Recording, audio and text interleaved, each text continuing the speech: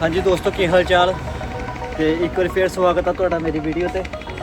Then काफ़ी time बाद blog बना रहे हैं। दैन साडे तो मुकेरियां तो बंदे आए थे काम कराउण गड्डी दा।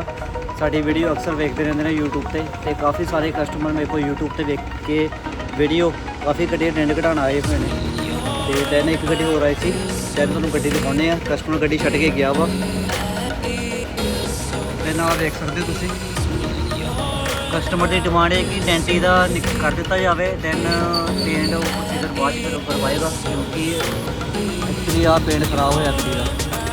आ देख सकते कस्टमर हुण गड्डी छड्ड के उन्होंने कितने काम जाना से काम गए हैं।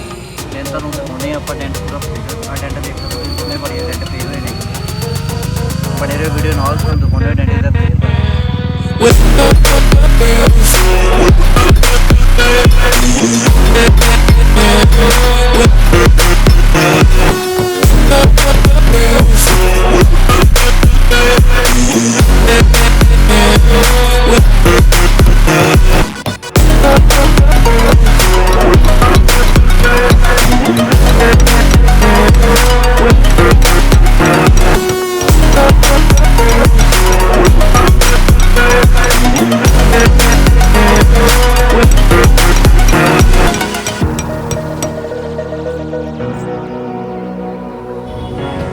भाई तुसी देख सकते हो फ्रंट डोर